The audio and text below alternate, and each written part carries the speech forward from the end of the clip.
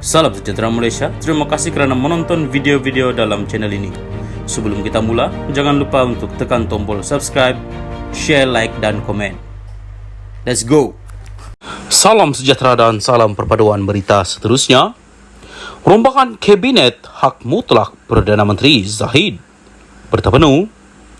Sebarang rombakan Kabinet di bawah Kerajaan Perpaduan adalah hak mutlak dan berdasarkan budi bicara Perdana Menteri, kata Timbalan Perdana Menteri Ahmad Zahid Hamidi.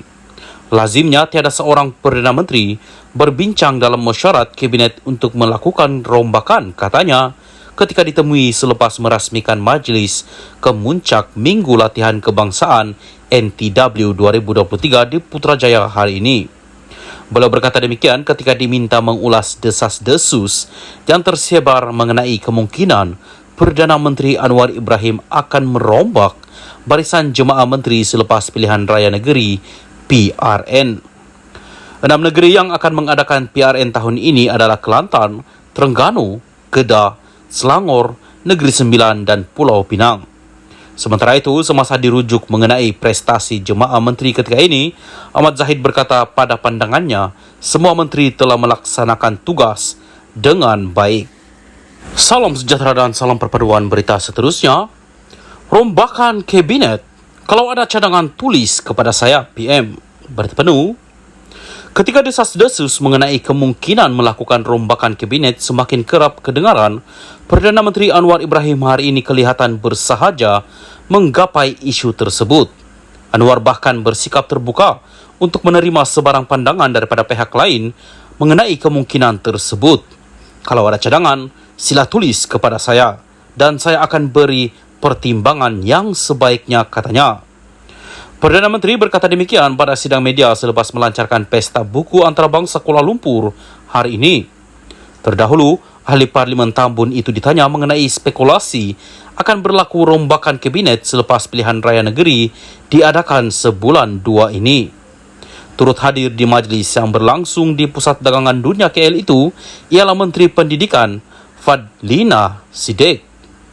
Sebelum ini, sebuah portal berita melaporkan tentang spekulasi berkenaan rombakan Kabinet untuk menggantikan anggota Kabinet yang tidak berprestasi.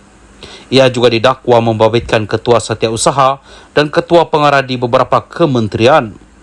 Sementara itu, bernama melaporkan Timbalan Perdana Menteri Ahmad Zahid Hamidi berkata, rombakan Kabinet bawah Kerajaan Perpaduan adalah hak mutlak Perdana Menteri. Katanya, ia juga dibuat berdasarkan budi bicara Anwar. Lazimnya tiada seorang Perdana Menteri berbincang dalam mesyuarat Kabinet untuk melakukan rombakan, katanya, selepas merasmikan Kemuncak Minggu Latihan Kebangsaan 2023 di Putrajaya hari ini. Salam sejahtera dan salam perpaduan kepada seluruh rakyat Malaysia. Berita panas malam ini, 1MDB dakwa Najib tak dedah ke semua aset miliknya kepada mahkamah. Berita penuh.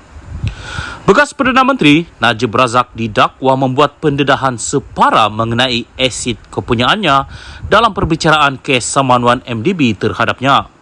Menurut affidavit yang difailkan oleh pengerusi 1MDB, Johan Mahmud, Najib mengisytiharkan RM1,10,258.62 sen dalam akaun banknya dan jumlah itu tidak termasuk wang tunai RM114 juta yang dikembalikan oleh mahkamah terhadapnya pada 2021.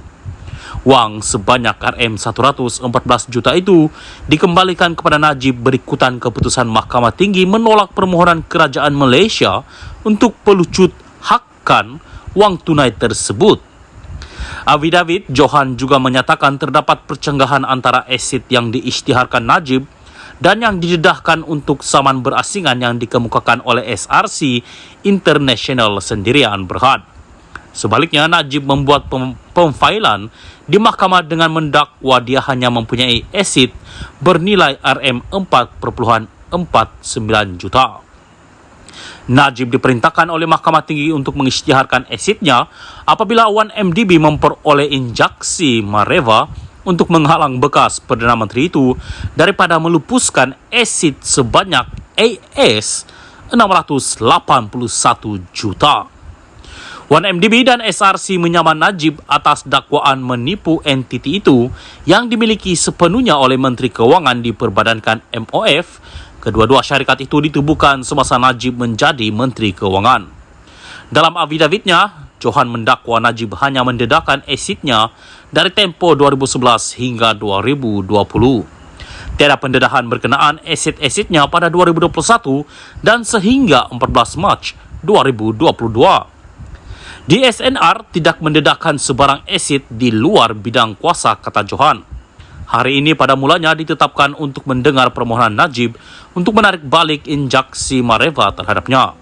Bagaimanapun, Mahkamah membenarkan permohonan peguam Najib Muhammad Syafi'i Abdullah untuk menangguhkan perbicaraan kepada 14 Julai supaya pasukan peguam bekas Perdana Menteri itu boleh menyediakan jawaban kepada afidavit Johan. 1MDB dan 4 anak syarikatnya menyaman Najib dan beberapa defendant lain sebanyak RM23 bilion ringgit.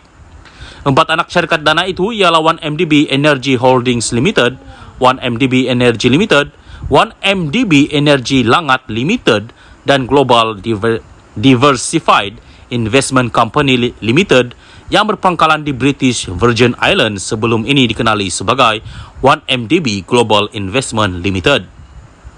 1MDB dan bekas anak syarikatnya SRC International mengemukakan 22 saman sivil pada 2021, menyasarkan mereka yang didakwa menipu 2 entiti milik kerajaan itu sama ada secara sedar atau tidak.